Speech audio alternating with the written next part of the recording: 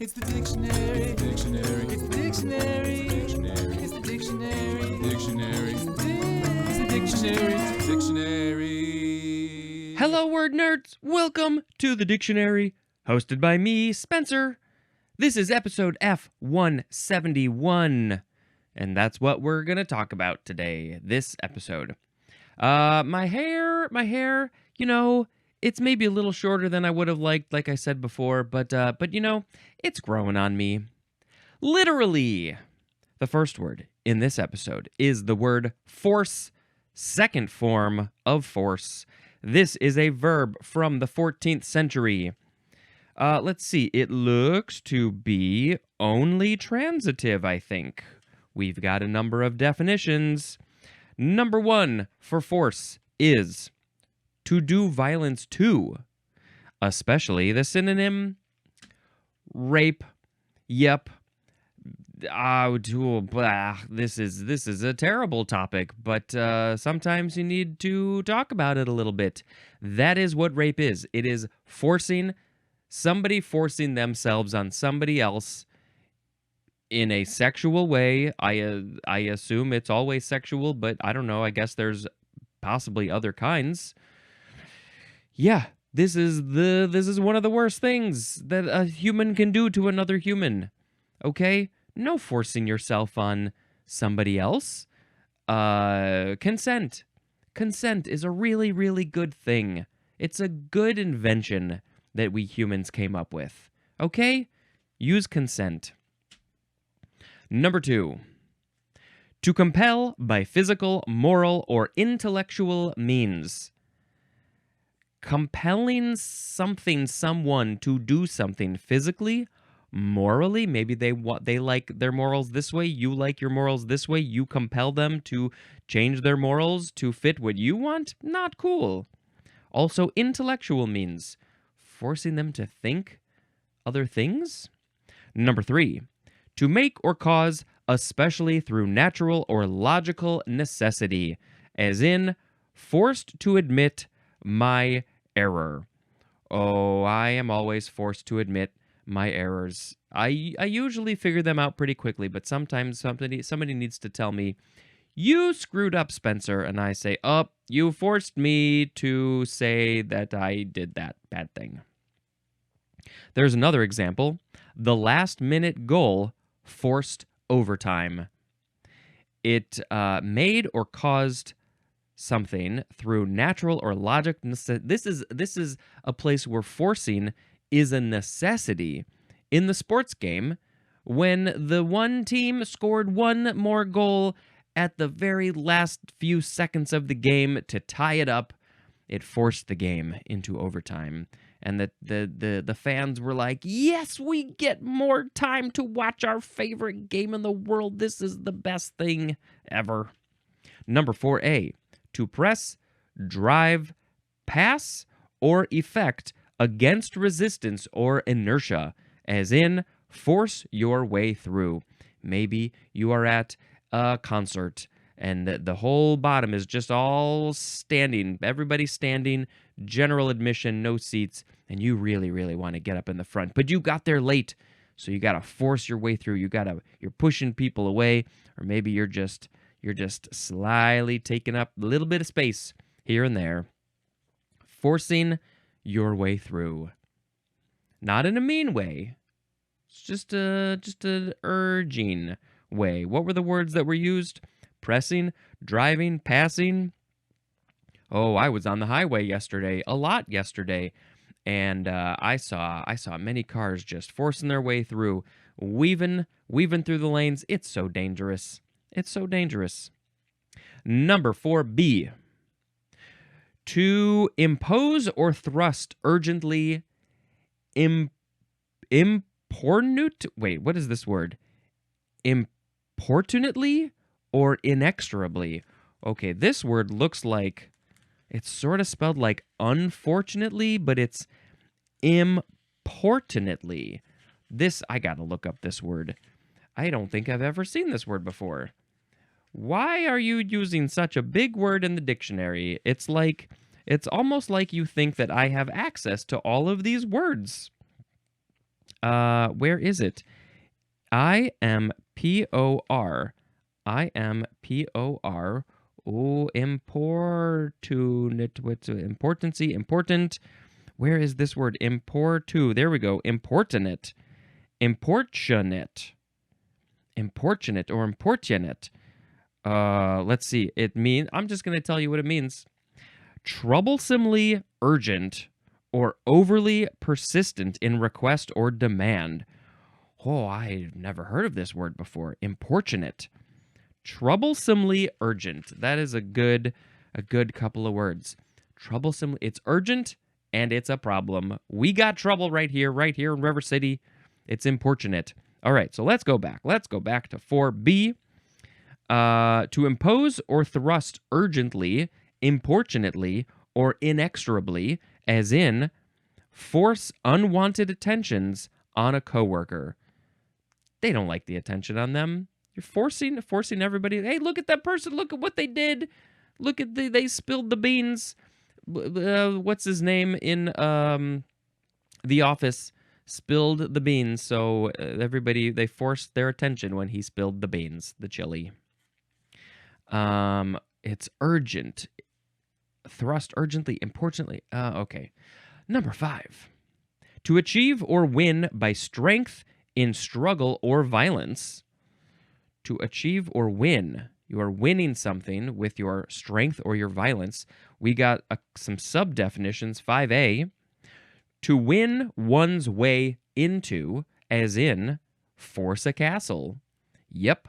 They got a battle going on, and the one team is like, I don't think team is the right word there. One side, it's like, we really want to be in your castle, so we're going to force our way in with our strength and our violence. We're going to raise the ladders up the wall, and you're going to kill some of our people, and we're going to kill some of your people, but we're going to force our way in.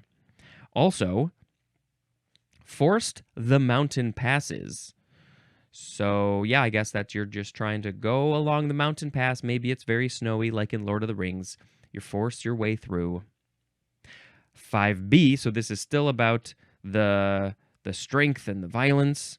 5B is to break open or through, as in force a lock.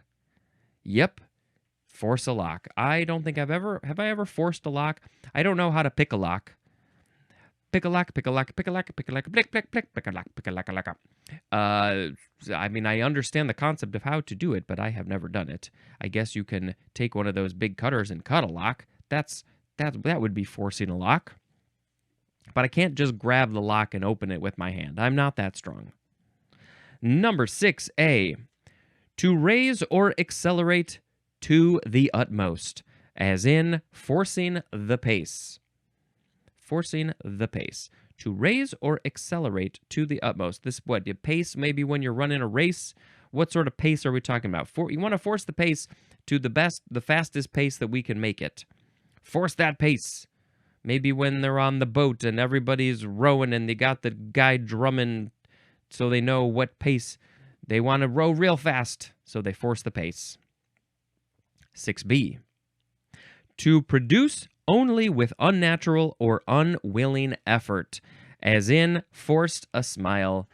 But I don't really want to smile right now, and you're making me smile for the camera, but I'm feeling really depressed and down and angry, and you're making me force a smile, and it looks like this.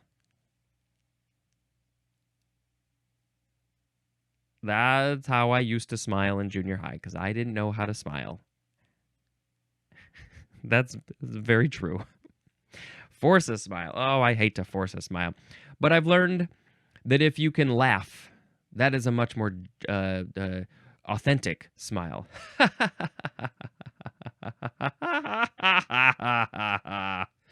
Number 6C. To wrench, strain, or use with marked unnaturalness and lack of ease. And what you are possibly using here, or wrenching or straining, would be language. Now, there isn't an example sentence. To wrench, strain, or use language with marked unnaturalness and lack of ease. Well, maybe you are learning a language, like I am learning a little bit of Italian on the Duolingo. I am actually going to Italy for work soon. So when I'm there, I will probably be forcing some Italian that I am not feeling the most comfortable with because I forget vocabulary. Of course, when I'm in the moment, I'm like, what words do I use? I can't come up with anything off the top of my head. But Duolingo is good because there's a lot of repetition and you're doing it over and over again. So I'm slowly getting some words. I don't know how helpful they'll be unless I want a vegan croissant. And then I will say cornetto vegano, probably. Cornetto is croissant. You must remember that. All right, now we are moving on to 7a. To hasten the rate of progress or growth of. I guess there are some things that you can speed up the progress, speed up the growth. Not in natural evolution or biology. I guess in some cases maybe they can. I imagine a sci-fi movie where they're forcing the growth of a baby to adult. We got to speed up the growth of them for science. We got now 7b. To bring to maturity out of the normal season. And what? What is being matured out of its normal season? Plants. As in the example, forcing lilies for Easter. Now, this is one of those times when, if you give plants artificial sunlight at nighttime or something, you're growing them inside. They got light all the time. They're gonna grow faster. They're like, oh yes, give me that light. I love the light. I eat the light. It makes me feel so happy, and I like the sustenance of the light. I shall photosynthesize the light. Now we got number 8. To induce in a card game by some conventional act, play, bid, or response. And what you are inducing is a particular bid or play by another player. It's like, you're forcing my hand. When you played that card, I have now forced to play this card. I didn't want to play this card, but you have forced me to do it. And I shall give you the evil eye. Number 9a. To cause to be put out on a force out. And who is being caused to do this? It's a runner in baseball. So to cause a runner in baseball to be put out on a force out. I don't know if I could come up with an exact example. All you baseball fans can come up with this faster than me. But yeah, there's a time when somebody hits the ball and they go to first and everybody is forced to go to another base, but because maybe the field players got somebody else out, then they were forced out for some reason. I don't know. I don't know a good example. You're just going to have to trust me on that. 9b. To cause to be scored in baseball by giving a base on balls when the bases are full. And what is being caused in this situation? It's a run. So I can come up with an example here. The bases are loaded. You got a runner, a batter / runner on the first base, on the second base, on the third base, and there's a person at home and they're ready to go. They got the bat and they're like, I'm going to hit the ball so good, you better watch out.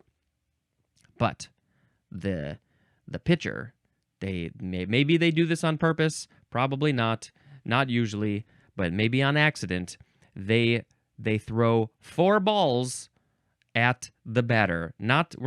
They throw the physical balls, but they're not strikes, they're not fouls, they're balls. And once the batter gets 4 balls or the pitcher gets 4 balls, then they go to first base. They get to walk casually. They don't have to run. They're like, I'm just strolling. I'm doing my little walkabout to first base. And because the bases were loaded, they all get to go, and then they forced a run because of the balls, the 4 balls. All right. Forcer is a noun. Please don't ever be a forcer without consent. Force one's hand is a phrase, which I think I already said. It means to cause one to act precipitously and also force one to reveal one's purpose or intention. Oh, I didn't want to reveal my intention, but you have forced my hand, so I shall reveal that my intentions were good. We now also have synonym information. Yay, everybody's favorite. Synonyms, synonyms. Spencer's gonna read the synonyms. Force, compel, coerce, constrain, and oblige mean to make someone or something yield. Like, okay, I yield, you can take control. Probably not sounding so nice like that, though. Force is the general term and implies the overcoming of resistance by the exertion of strength, power, or duress, as in forced to flee for their lives. Refugees, there have been, I don't know, probably millions of refugees having to leave countries because they feared for their lives. They were forced to go somewhere else. Millions in probably what, just the last 50 years? Maybe less? Compel typically suggests overcoming of resistance or unwillingness by an irresistible force. As in, compelled to admit my mistake. You have compelled me. So what is it? Suggests overcoming of resistance or unwillingness. I really didn't want to do this thing, but now I got to do this thing. Coerce suggests overcoming resistance or unwillingness by actual or threatened violence or pressure, as in coerced into signing over the rights. Threatened violence, that is the key part here. If you don't sign this land over to me, I'm going to poke you in the ear, and I know how much you hate it. So you better watch out for the ear poker. It's coming to get you. Coochie, coochie, coo. All right, constrain suggests the effect of a force into signing. No, I missed the top. Redo. Blah, blah, blah. Constrain suggests the effect of a force or circumstance that limits freedom of action or choice, as in constrained by conscience. Ooh, your conscience is constraining you. The effect of a force or circumstance that limits freedom of action or choice. You're like, you had all these options, and then your options were constrained into just 2 or 3 options, and you're like, well, I guess I'm constrained to just these choices. The last one, oblige, implies the constraint of necessity, law, or duty, D-U-T-Y, as in, felt obliged to go. Oh, they asked me to go to the party, and I didn't want to go to the party because I'm not feeling like it, but I felt obliged to go because there's somebody in town who I don't get to see very often, so I'm like, okay, fine, I'll go. I feel obliged. I should go. I'll go, I'll go, I'll go. That was the end of that word. And now, 18 minutes in, I gotta make a sound effect, which is gonna be forcing the face. The next word is forced with a D. Adjective from circa 1537. Number 1. Compelled by force or necessity. The synonym is involuntary, as in a forced landing. The plane was going down, or they were like, we got some problems. We got some gas problems. Like some of us have gas problems. And they were like, well, we're not quite at where we want to go, so we forced... Ooh, I was on a plane once. What was it? We forced a landing. Ooh, I think it was weather. We were getting close back home to Chicago. Sweet home, Chicago. And we were forced to go land in Iowa. I want to say Cedar Rapids, Iowa. And because the weather was too bad in Chicago. And so we had to go to Iowa, and I think we just waited a while. And then we finally got to go home. We were compelled by force or necessity because the weather was too bad. Number 2, done or produced with effort, exertion, or pressure, as in a forced laugh. A forced laugh. Oh, yes, you are going to hear a forced laugh because sometimes you don't want to laugh. But here's the thing. Even when you force a laugh, your body is like, "Ooh, this feels good. It's good for your body. It's good for your brain, your mind, your mental, your emotional, your all the stuff, the spiritual stuff." It's good. There are studies that even if you force a laugh, force a smile, it has positive effects. So sometimes you just have to go, oh, ah, that was good. Ooh, and then it works those abs too. Forcedly is an adverb. This is the weirdest sound effect. Next is force feed. Oh, this ain't gonna be good. Well, I guess there are sometimes good situations for force feeding. Force feed is 2 words with a hyphen. It is a verb from 1901. Number 1, to feed as an animal by forcible administration of food. Yes, and when I believe we had foie gras, they are force feeding, what is it? Geese? Ducks? Chickens? The birds. They are force feeding them to grow their liver, to fatten up their liver very, very quickly and way too much. And this is bad, bad, bad. Force feeding the animals, not good. Number 2, to force to take in, as in, force feed students the classics. You're forcing the... Can you say that you are force feeding the students everything? Isn't that what they're there for? They're there in a class and you are teaching them? Is that called force feeding? This is also used with a single object, as in force feed the classics to students. So you can use it in either way. Also, force feed students with the classics. Wow, 3 options for the same thing. They didn't specify it. Number 1 is similar to what I'm about to say, to feed by forcible administration of food. We are literally forcing the food down, force feeding. But sometimes when somebody is, I don't know, like in a coma or something, some medical situation, if you want them to stay alive, you will force feed them, probably with a tube of some kind, giving them food, or maybe even an IV was gonna, I don't know, there's different ways. Force feeding. But, at the end of somebody's life, I don't know. Personally, I don't feel like it's the best thing to do this just to keep them alive, even though they're like brain dead. I mean, that statement is hard to know if somebody's brain dead or not. I mean, I guess they can measure the waves, the activity of what's going on in the brain. So, do they know? But here's the thing: there's stuff going on that we don't even know about. All right, that was force feed. Now we're gonna go force field. 2 words, noun from 1920. Number 1, it is the 6A definition for the word field. Field, just the word field, force field and field. Number 2, a special charm, aura, or spirit that can influence anyone in its presence. I don't think I have this sort of force field. I wish I did. I wish I could just be like, just come into my aura. Come into my office called my aura, and I will influence you in the presence of my aura, my spirit. What does my aura look like? It's green.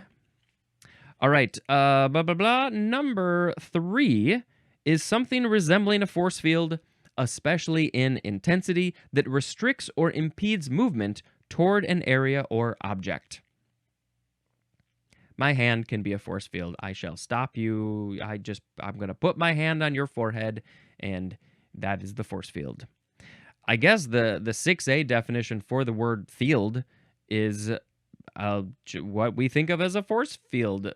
Maybe like around Wakanda. It's just the big dome that people can't get in unless they got permission to go through the door that slides open.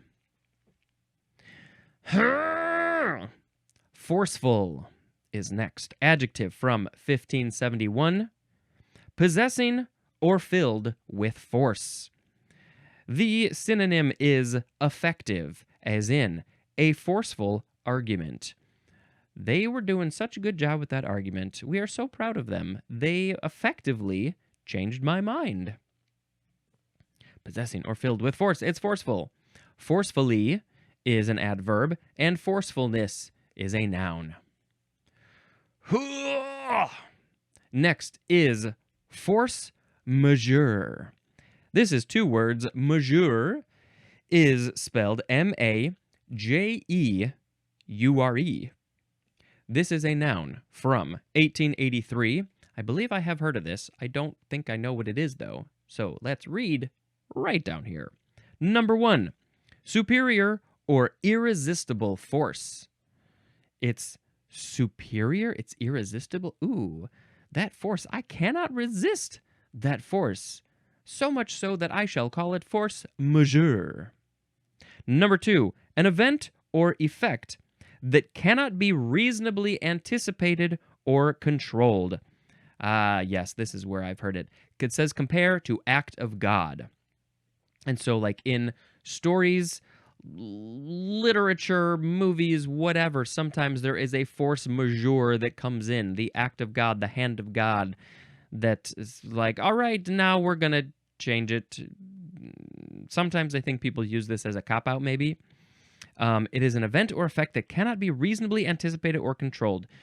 You can't predict it. You can't think, oh, this is going to happen. It can't be anticipated. We can't anticipate it. But also, when it does happen, you can't control it. It's just going to happen. You got to let it happen. And so it is a force majeure. And so you might be saying, majeure, majeure, majeure. That does not seem like an English word, and you would be correct. It is French, and it means superior force. The most force, the strongest force, the biggest force, the best force. Majeure. And I guess force is force in French? Next is force meat. One word, and yes, this is the meat like the muscles of a living thing. Force meat is a noun from circa 1688. This is finely chopped and highly seasoned meat or fish. I would argue that a fish is a meat. That is either served alone or used as a stuffing. And it is called also farce. F-A-R-C-E. And maybe we read that at the beginning of the F's. Let's just take a quick look. Oh, I was right there. Let's find that page again. Why are we doing this? Why not? Why not, indeed? Let's see. Farce. Here's farce. Stuff to improve by stuffing. A savory stuffing. Force meat. Yep, there's the synonym. And so, you know, if it's being used as a stuffing, then I gather... Wow, I haven't been using my paper clips. If it's being used as a stuffing, then it's literally forcing the meat in the thing. In the bottom of the turkey, when you're making it for Thanksgiving, you are putting force meat in there. Well, if you're putting meat, maybe you're putting other stuff in there. Yeah. Stuffing meat with meat? Force meat. All right, last one. It's force of habit. 3 words. It is from 1796, and this is behavior made involuntary or automatic by repeated practice. Habits are very good. They allow your brain to do the thing, but you're doing the thing, but it allows your brain to be able to think about other stuff while you're doing your habity actions. When I get out of my habit, when something's a little bit different, I'm like, crap, what do I do next? What am I supposed... I'm out of habit. I'm not in my force of habit. And then it's like, I just did a thing out of force of habit. I'm so used to, spitting the toothpaste out of my mouth after I brush my teeth, that I just do it out of force of habit. But sometimes I'm like, no, wait, I want to save this toothpaste for some reason. I'm going to spit it somewhere else. That's a weird example. I don't know why would I ever do that? I don't think I've ever done it. I spit it into the sink out of force of habit. But yeah, I do a lot of things out of force of habit. It's when you're trying to do something different than your normal habit. And then you're like, force of habit. Crap. Ah, ding dang. Anyway, let's pick a word of the episode. We had force, forced, force feed, force field, forceful, force majeure, force meat, and force of habit. I will pick force field as the word of the episode. I wish I had a force field around me so nobody could get close. Unless I want to get close to them, I'll take the force field down. Force field, force field. Okay, that's it. Wonderful song, everybody. Yay! Next movie that I watched is Young Woman and the Sea. We watched this just a couple of nights ago, I guess. And we watched this because Brett Goldstein on his podcast Films to be Buried With, he had his guest Nish Kumar, and they did their yearly roundup of the previous year's movies. And this was one that was talked about that we had missed. And it's about a true story about a woman in the year was 1926. And she is an American woman, German parents, went to France to swim the English Channel from France to England. And, well, spoiler alert, she does it. And she was the first woman to ever do this. And wow, the 19-teens and 20s were big with people trying to swim the English Channel. And yeah, it's a very beautiful, inspiring story. And the world went friggin' crazy nuts when she did it. And, you know, they took some liberties, of course, as they always do with movies and true stories. But I think, you know, overall, it's largely true. And she had the biggest parade in New York when she got back. I think they said the biggest parade that New York has ever seen. Crazy, crazy story. She was only like 25. She was in her like early 20s when she did this. Yeah, worth a watch. Worth a watch for sure.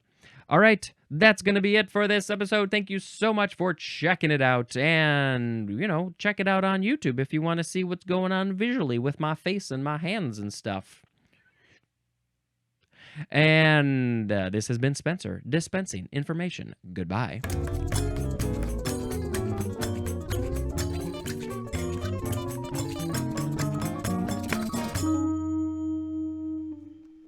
Force that smile.